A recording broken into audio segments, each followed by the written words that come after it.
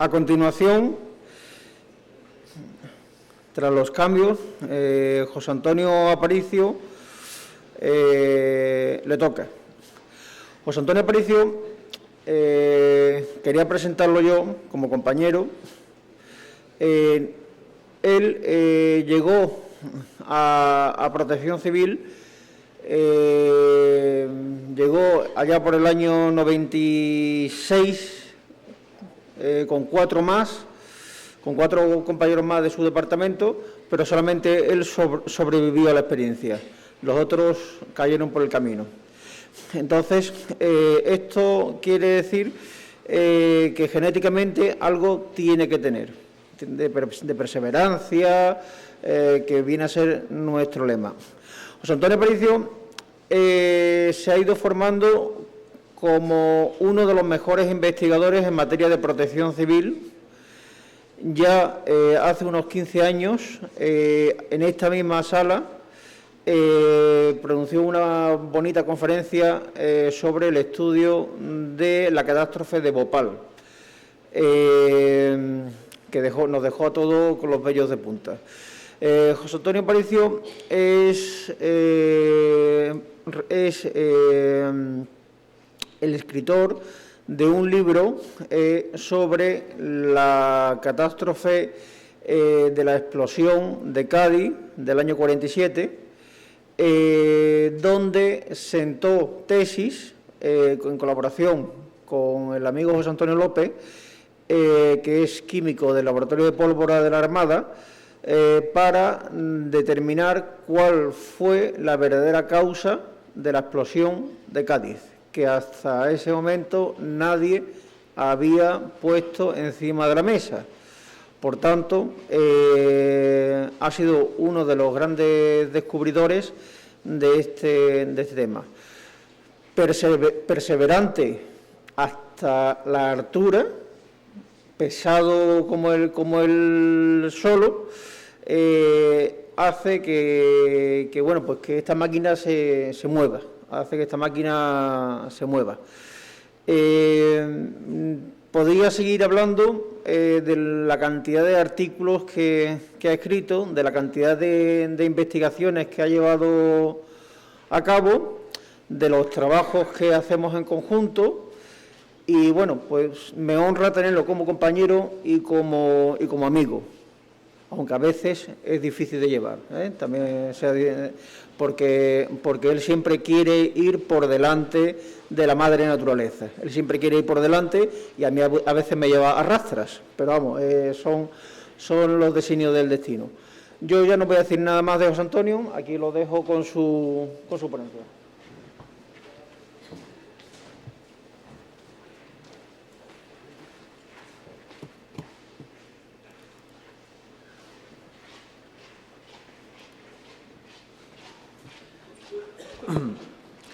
Muchas gracias, José Manuel. Yo creo que un pelín exagerado, pero bueno. Es verdad que empecé hace unos 15 años dando una primera conferencia aquí sobre isocianato de metilo y los efectos de una explosión en una planta de química de Bhopal. Pasé por la explosión de Cádiz y ahora me ven ustedes aquí hablando del maremoto de Cádiz. Bueno. Yo voy a hablar de lo que fue la reacción de los ciudadanos de Cádiz durante el maremoto de 1755, y esto es una de las partes que a mi entender o en mi criterio nos interesan a todos, seamos científicos o no, porque la reacción del momento será sustancial para ese plan que tenemos ya preparado, que es el de salvar la vida. Voy a intentar apurar un poco mi conferencia para darle suficiente tiempo al compañero Carlos Alonso Villalobos, y la intención de no terminar más allá de las 2 de la tarde en esta primera parte. Aquí ven una imagen de lo que fue el Castillo de Guardiamarinas con el Observatorio Astronómico de la Armada, que estaba situado en ese extremo del castillo, dando justamente al Campo del Sur. La gente que sean de Cádiz pues daba al Campo del Sur. Ahí tienen la puerta, una puerta que todavía es visitable. Esta es la Puerta de los Blancos, que es una de las puertas laterales que tenía la antigua villa de Cádiz. Luis Godén se encontraba, parece ser, en esta zona de aquí, probablemente en esa torre del Astronómico de la Armada, y cuando vio sentir las primeras vibraciones, esas ondas primarias que llegaron a la ciudad, que llegaron además con un ruido sísmico, como decía Martínez Solares, un ruido sísmico bastante apreciado por muchas personas, que decían que eran como un coche tirado por 4 vigorosos caballos por un túnel. Ese es el ruido, como una especie de tormenta.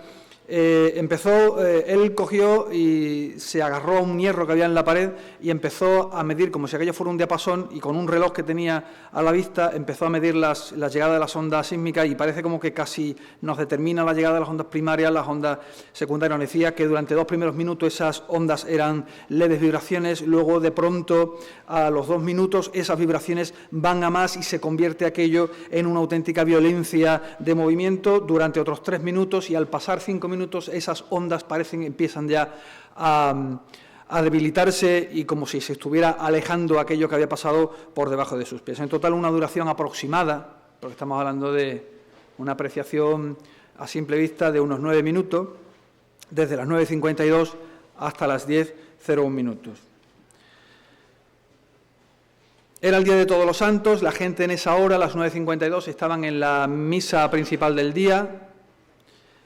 Y de pronto, no solamente en la iglesia de La Palma, sino en otras iglesias, el terremoto se sintió de tal manera, empezó a crujir todo, maderas, muros, empiezan a desprenderse algunos cascotes, algunos revestimientos de las paredes, de las cúpulas, las campanillas empiezan a sonar, campanas incluso, campanas de un peso importante empiezan a vibrar, a sonar solas, a tañer, y los feligreses, los que estaban dentro, es curioso esta reacción, los que están dentro quieren salir, los que están fuera quieren entrar. ¿Por qué? Porque los que están dentro creen que se les va a caer todo encima, los que están fuera piensan que dentro van a estar más seguros. Con lo cual ahí se forma un tumulto, la gente empieza a empujarse, hay muchas caídas, mucha gente al suelo, y hay un testimonio, es un testimonio anónimo, firma como DNN, por mis investigaciones tiendo a pensar que forma parte del Colegio de Cirugía que había creado Pedro Vigil en esta capital, en esta ciudad. Y en un extenso documento que él escribe, dice: supongo la confusión de la gente en iglesias y calles y casas, faltos de consejo, huían todos sin saber a dónde. Clamores, llantos y accidentes. Sí, faltos de consejo, porque ni ellos sabían lo que tenían que hacer, ni nadie se lo había explicado.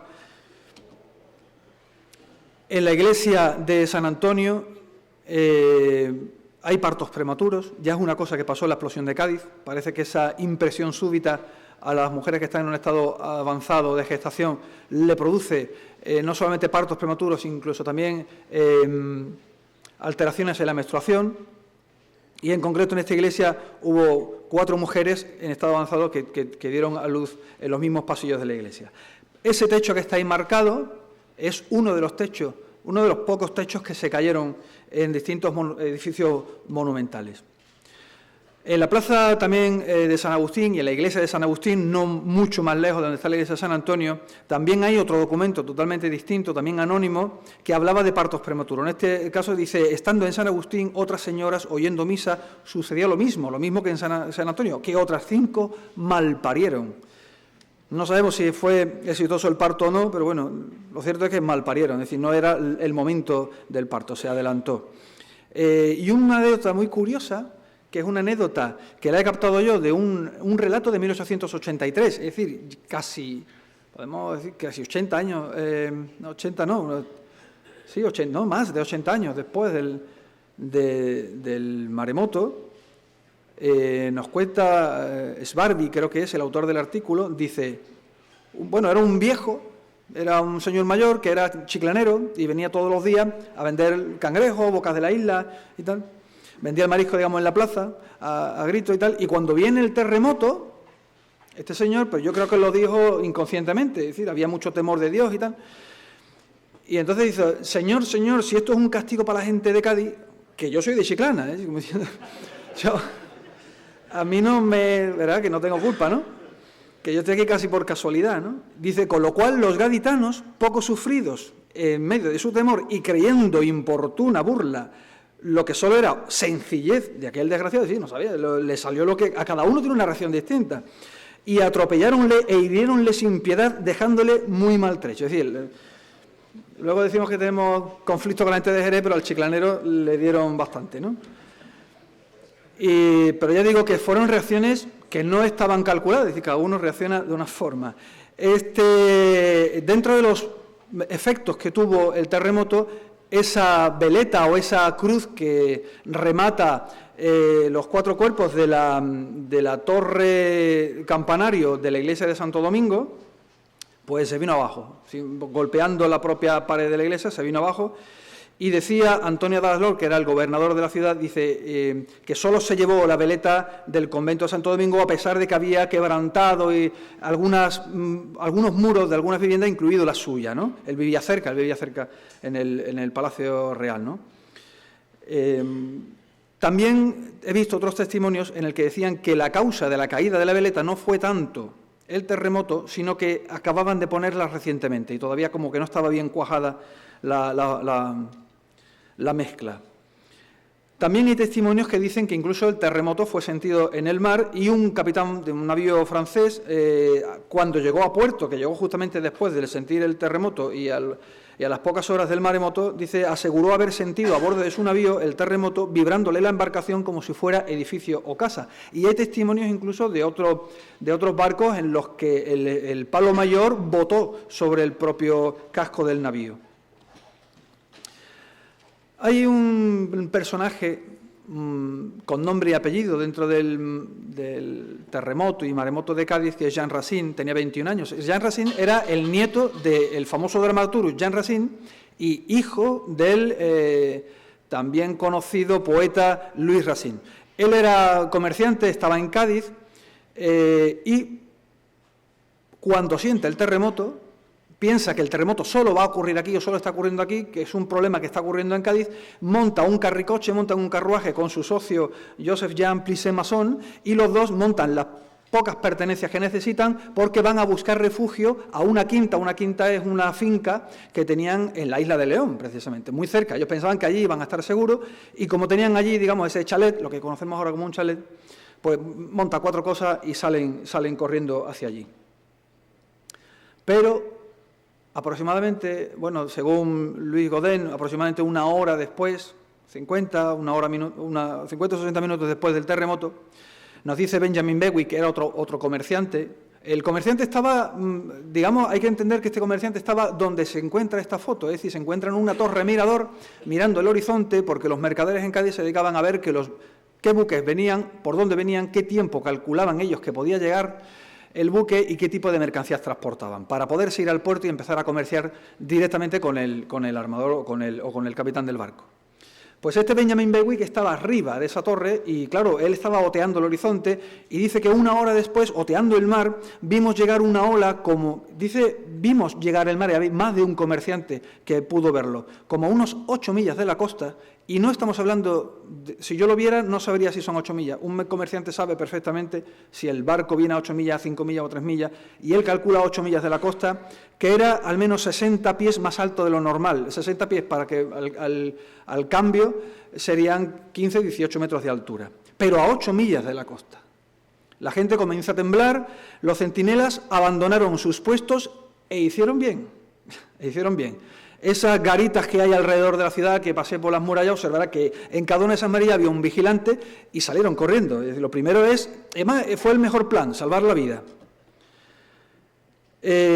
Más o menos he sacado esta cartografía náutica para que veamos más o menos a dónde se encontraban esas 8 millas de la costa, y ahí vemos cómo hay unas ondas de 250 metros que de pronto, de una forma muy rápida, pasan a cotas de 68 metros y 80 metros. Probablemente algún tipo, ya esto se me escapa un poco, digamos, de mis conocimientos, ese trampolín que hay ahí catapulta la ola hacia arriba y ahí es donde ven que se eleva a 18 metros, pero claro, la ola con su propio peso por gravedad vuelve a caer, se convierte en un rizo de espuma con una elevación de mar que podrían ser 3, 4 o 5 metros, según los testimonios que nos dieron estas personas, y ese mar es el que viene avanzando a la ciudad, que decían que venía como un ejército en caballería al tropel en el campo de batalla. Es decir, veían como una polvareda de 3, 4, 5 metros de altura y parecía eso, que aquello, lo que fuera, venía y se iba a tragar la tierra. En un plano también desde Google vemos cómo el mar viene de oeste-noroeste en dirección este-sureste. Esto parece que no admite duda porque hay varios testimonios que coinciden. Y viene a enfilar, se ve perfectamente cómo esos acantilados, esa escollera, Esas piedras que hay ahí en la playa, que siempre han estado ahí, forman un canal en medio donde el mar va a encontrar seguramente menor obstáculo, porque sí que es verdad que los arrecifes laminan un poco la fuerza de la ola que viene, pero en el canal encuentra una directividad, es decir, encuentra mayor facilidad de penetración y viene a impactar directamente contra la muralla de la Caleta, que es esta parte de aquí que vemos aquí entre el Castillo de San Sebastián y el Castillo de Santa Catalina. Prácticamente de esta muralla no quedó absolutamente nada. Benjamin Beckwith, el mismo comerciante, nos dice que golpeó contra la parte oeste de la ciudad, que es muy rocosa. Estas rocas abatieron una gran parte de su fuerza, pero obsérvese que el canal no tiene rocas abajo, y ahí no encontró esa dificultad del mar. También Svarby, en el año 83, nos habla de reacciones de la gente. Unos suben a las azoteas, las olas se alzan como montañas. Sin embargo, otros, que en vez de subir azoteas, deciden lo contrario. Otros, más confiados, pero menos prudentes, buscan en la huida su salvación, sin comprender, desgraciados, que van a quedar envueltos y ahogados. Esto lo dice Svarby en el año 83. Algunas víctimas murieron por infarto súbito, según nos cuentan las crónicas. Y aquí tenemos un grabado que estamos acostumbrados seguramente a verlo, pero a lo mejor no nos hemos fijado en los detalles. Fíjense que en estas casas, que es donde apareció ese cura de La Palma con el estandarte de la Virgen intentando frenar el maremoto, y de hecho lo frenó, ¿vale? Nosotros sabemos por qué se frenó el maremoto. Él pensó que era por su creencia religiosa, por la imagen de la Virgen, pero justamente al lado de este párroco, en primera planta hay gente asomada, pero también hay gente asomada en segunda planta y también hay gente asomada en tercera planta. La gente dice, ¿en qué piso estoy seguro? En los tres. En los tres. A esas personas no les ocurrió nada. A quien les ocurre en Cádiz capital, esto es al que está, donde está toda esta gente, a cota cero, a la altura del nivel del mar. Con lo cual hay distintas actuaciones, pero lo correcto es subir. En este caso lo correcto es subir independientemente del número de plantas. No obstante, también el grabado tiene un detalle muy importante. Hay gente que decide salir ¿por dónde? Por donde no viene el mar. Y la única salida que tiene, si van ustedes a la calle de La Palma, es una calle trasera que hay allí que llega hasta la muralla de Capuchino. Y estas tres personas se ven perfectamente cómo van buscando esa salida, ese escape hacia atrás, porque el mar viene por delante. Mientras otros, pues, intentan rezar para evitarlo. En otra pintura, esta pintura está colocada en la calle de La Palma, justo encima de la placa que recuerda el maremoto, vemos también cómo hay gente asomada en primeras plantas. Se ve con menos detalle algunos que están en la azotea, otros prácticamente casi todos en primera planta, y se observa aquí en este círculo amarillo que tengo yo aquí una persona saliendo de su casa, actitud arriesgada. Intenta salir por el mismo lugar por donde se ha visto en el anterior grabado a esa señora con los niños de la mano, mientras que otros se quedan arrodillados rezando, intentando evitar la llegada del maremoto, el avance del maremoto. Vemos cómo en esta parte de la viña el mar llega a la mitad de la ventana de la planta baja. Ahí no hay 2,5 metros. Hay menos de 2,5 metros, probablemente estemos hablando de 1 metro o quizá incluso menos. Los 2,5 metros sí que hubo 2,5 metros de altura, pero en la isleta de casas que hay detrás de lo que ahora mismo es el Colegio Valcárcel, que era un antiguo hospicio. Dentro del barrio de la Viña nos dicen las crónicas que murieron 12 personas ahogadas en sus casas, pues con los golpes tan fieros que arrojaba la mar, fue lástima el ver tal suceso. Sí, aproximadamente hubo unas 12 personas cerca de ese hospicio que había al principio de la calle de La Palma, y 9 pescadores que por casualidad estaban pescando en el Castillo de San Sebastián. Parece ser que todos murieron y aparecieron sus cadáveres luego en la costa. En total, podríamos decir, combinando los criterios de distintos autores, que por lo menos entre 7 y 10 personas mueren ahogadas en la viña, mientras que otros 9 pescadores parece ser que murieron en el Castillo de San Sebastián, donde mañana empezará la ruta por la tarde. Las rutas de evacuación sobre un plano antiguo de Cádiz, un plano de 1812 aproximadamente, se ve como la gente de la Viña viene saliendo, aquí estaría la iglesia de La Palma, cogen por esa calle, ese callejón que hay ahí, intentan subir, y de hecho lo hacen, hasta la zona de Capuchinos, y luego intentan huir por toda la muralla hasta la salida, la única salida de la ciudad, que es la Puerta de Tierra. También en San Juan de Dios penetra el mar a través de las puertas de la muralla que se abrían para poder acceder al puerto. Ahí entra el mar, inunda la plaza de San Juan de Dios, y todas las personas que vivían en la Villa Antigua y en la parte de Santa María intentan huir por las distintas calles también, buscando la salida hacia la Puerta de Tierra. Las personas que habían ido a la iglesia de Santo Domingo sacaron a la Virgen del Rosario en una procesión, como ven, multitudinaria. Arriba se ven todas estas personas. Imagínense cuántas, y si estas se quedaron a la procesión, cuántas no irían a la misma Puerta de Tierra intentando huir cuando el maremoto alcanzaba y casi reptada por la muralla para intentar entrar a la ciudad. Se ve incluso como en el muelle hay algunas personas que se suben a una columna donde sea, arriba, ahí subir arriba, la gente se ayudan para poder evitar estar al alcance de las olas. Pero hay gente que logró salir. ¿Por qué los dejaron salir? Porque cuando se siente el terremoto, cuando pasa el terremoto, la gente ya se siente segura, todo vuelve a la normalidad, todo se relaja. Y quienes pueden salen huyendo. Pero hasta que no se observa que el mar llega a la ciudad y empiezan a ahogarse gente justamente en la Puerta de Tierra, no se ordena el cierre de las murallas. En concreto, en la Puerta de Tierra se observa cómo 10 personas son arrastradas por el mar. En concreto, 4 señoras que iban con 2 chiquillos de la mano paseando por esta zona de la ciudad y 4 arrieros que estaban desempeñando sus tareas fuera de la muralla. Esto se ve desde el mismo Torreón, y cuando Manuel Boneo, que era el capitán de granaderos y custodiaba la puerta de acceso a la ciudad, observa que a estas 10 personas se las lleva el mar, inmediatamente ordena cerrar la puerta, cuando allí ya se encuentra una marabunta de gente intentando salir, hasta el punto de histeria que ordena cargar las bayonetas, pero desde luego que no se abra la puerta bajo ningún concepto. Se bloquea esta puerta, todo el mundo intenta huir, ese era el antiguo camino de salida, y algunos que ya habían salido les va a sorprender el mar en este camino, que he puesto también sobre un plano antiguo, donde tenemos la salida de Cádiz, llega a la playa de Camposoto y luego intentan ya entrar en San Fernando. Esa era la intención de la huida de Jean Racine y de sus socios y de otras 30, 40, 50 personas más que iban tanto delante como detrás. Huían del terremoto, claro, no huían del maremoto. Si hubieran visto el maremoto probablemente hubieran abortado ese intento. No sospechaban lo que iba a ocurrir, y aquí tenemos de nuevo el testimonio de DNN que dice que se juntaron los mares por el arrecife. Por una banda y por la otra, la bahía se une con las aguas abiertas, y dice que raro escapó de la muerte. Vamos, raro, no se conoce a nadie que hubiera vuelto con vida.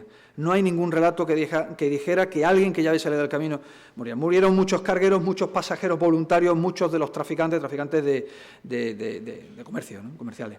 Se cree bien crecido el número de los que así perecieron en este sitio. Algunos cadáveres se han hallado y traído a Cádiz, y otros a la isla. Se busca a otros por la caridad, pero la resaca de ambos mares los habrá extraído, y aunque parezcan pocos, siempre estaremos en que se ahogaron muchos hombres y mujeres, caballos, etc. Aquí tenemos uno de los restos de ese antiguo camino por el que intentó huir Jean Racine. Hubo que reconstruirlo completamente. Aquí estaría el lugar donde estamos viendo la fotografía. Esto es en la playa de Torregorda. Aquí tenemos un detalle de ese tramo, y Luis Godén nos decía, dice, no hacía falta más que un poco de experiencia y alguna atención para juzgar enseguida que los dos mares, el de oeste y el de la bahía, se deberían juntar sobre el arrecife, una lengua de arena muy estrecha que une Cádiz con la isla de León, y que apenas tiene una pequeña altura sobre el nivel de la pleamar, de forma que esto acaeció enseguida. Y resultó completamente destruido el citado camino. Este es el camino. Allí, como en algunos otros lugares de la orilla del mar, hubo algunas personas que se ahogaron huyendo, sin reflexión, por un camino tan expuesto al peligro. O sea, era tan evidente que el camino era débil que ni Godén se explicaba cómo se podían haber ido de la ciudad. Por ello fue una gran dicha que se cerrase la Puerta de Tierra, único camino para una gran multitud que quería tomar para huir. La mitad de la población de Cádiz hubiera muerto allí. La mitad de la población estaba esperando en la puerta a poder salir. Y hubieran muerto, eso no habría duda, ¿no? Este es un detalle, se ve como la erosión elimina todo el sustento de este talud y vuelca este muro que protegía la carretera. Dice esto lo decía Antonio de Aslor en 1755. El deplorable estrago de todo el arrecife o calzada hasta la isla de León, en cuya instancia, aunque existen cerca de la Torre de Hércules algunos pedazos, aquí tenemos algunos pedazos, es en términos de no poder servir por hallarse cuarteado o empedrado y en el aire las paredillas que le contienen. Ahí están en el aire, todavía siguen en el aire, estamos ya en el 2015 y siguen en el aire las paredillas que le contienen. El antiguo camino circulaba por detrás de la Torre Gorda, que es ese polígono militar que tenemos allí. Más o menos la torre antigua estaba en el mismo sitio, y la torre quedaba entre el camino y la orilla. Aquí tenemos las dos torres de Hércules, una de ellas es la que conocemos como Torre Gorda, que es la que está más cerca de la isla, y vemos cómo efectivamente en un plano antiguo el camino cogía justamente detrás de esta torre. Traigo aquí una imagen importante, es un cuadro que está en el Museo de Cádiz, donde vemos las antiguas torres de Hércules. Aquí había una almadraba, se dedicaban a la pesquería del atún. Y en el ataque berberisco de 1574, esta torre que tenemos aquí, la tiraron, la derribaron por el mismo ataque, sin embargo la otra torre sobrevivió, que es lo que luego siguió llamándose Torre Gorda. Esa es la Torre Gorda que ocupa actualmente el polígono militar. Aquí tenemos también otro grabado antiguo. Yo he puesto esta imagen solamente para, bueno, vemos primero la almadraba, de cómo era en ese 1570 y algo, y el mar golpeó, erosionó la duna sobre la que se había construido esta torre, y al eliminar la tierra que hay debajo, entonces fue el colapso de la torre. Lo que hizo la torre es volcó. En esta imagen he quitado la torre antigua que desapareció en 1574 por el ataque berberisco, y la que había, esa que hemos visto en ese cuadro, quedó volcada por el maremoto de 1755. El impacto aquí fue brutal y el camino iba justamente al lado. Si pasáramos más allá de la torre y viéramos una foto en Google Earth, vemos cómo todavía quedan restos no de un único muro, sino de los dos muros que soportaban el camino, totalmente destruido, no se volvió a recuperar, y era el camino que llevaba a un lugar que se llamaba La Alcantarilla, que era prácticamente ya la puerta de acceso a la isla de León, que es a donde se quería ir. Eso está aproximadamente un poco más adelante de donde está Torre Gorda. Decía el regidor, el gobernante, el alcalde de la isla de León, Nicolás Egea, decía: a 2 horas apagado el terremoto, por aviso que se me dio de hallarse 2 hombres ahogados inmediatos a la alcantarilla, que es este punto de aquí. La alcantarilla era un baluarte, para que nos entendamos, con que principiaba el arrecife, si fuera camino de Cádiz, que había desde esta isla a esa ciudad de Cádiz, di providencia para que se condujeran aquí. No sabemos si se trata de estos dos, Jean Racine y Plisé-Masson, o eran otros 2 que iban por delante de ellos. Lo cierto es que 2 que se encontraron allí los trasladaron a la isla de León. Ahí estaría en un plano antiguo situado el reducto de la alcantarilla, que esto, para que nos entendamos, es la playa de Camposoto.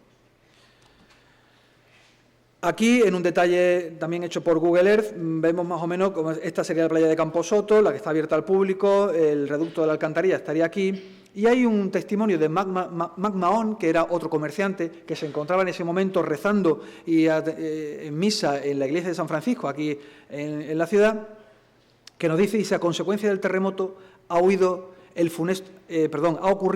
el funesto fin de nuestro pobre Plisé y del señor Racine, quienes, yendo a la isla en un carricoche, fueron alcanzados por la primera ola y, desgraciadamente, perecieron ahogados.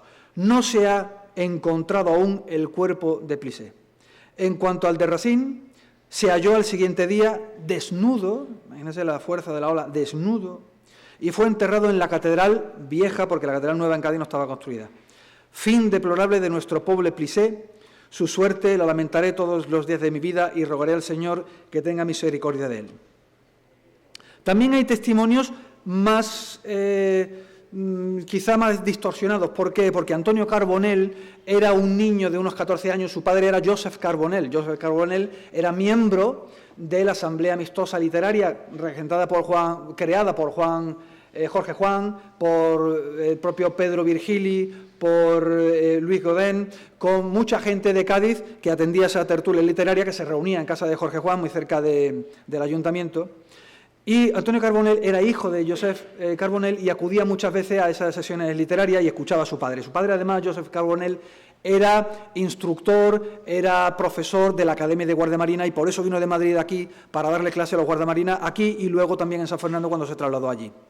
Decía Carbonell, recordaba de su padre, que le dijo que perecieron más de 400 personas que habían salido antes de que diera la orden el gobernador de cerrar las puertas. El más notable fue el hijo del famoso Racine, que con Mr. Plice Masson iban en un volante para la isla.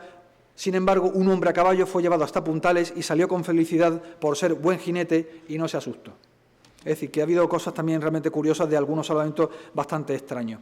En la isla de León queda todavía restos de una salina que se llaman Salinas del Estanquillo, encontraréis fotos en Internet, y en esta salina, que estaba regentada por los salineros que vivían allí, pues había unos 20 o 22 personas, todas ellas murieron arrastradas por el maremoto. No sobrevivió nadie en esta zona de la Casa del Estanquillo, que también es visitable y se puede ir en coche y pueden tomar fotografías allí, y hoy y mañana tienen tiempo para hacerlo.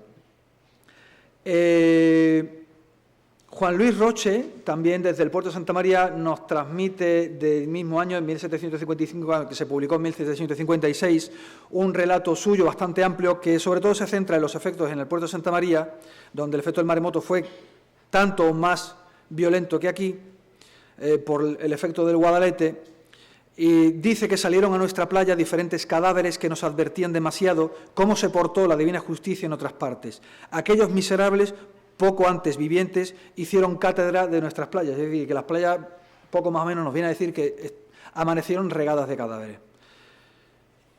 Puede que para el siguiente gran maremoto queden otros 260 años, pero ese día solo tendremos una única oportunidad para tomar la decisión acertada y salvar la vida. Aquí tenemos los testimonios de unos y otros, sabemos lo que ocurrió y ya sabemos qué hacer, cómo actuar. Actuamos como Racine o como esas personas en la viña que se subieron a esas alturas, primera, segunda, tercera planta, y aquí tenemos una imagen que nos dieron el otro día ya con el puente nuevo y uno le da un poco de miedo ver que parece que es simplemente una lámina de tierra muy fina que está casi flotando en el mar.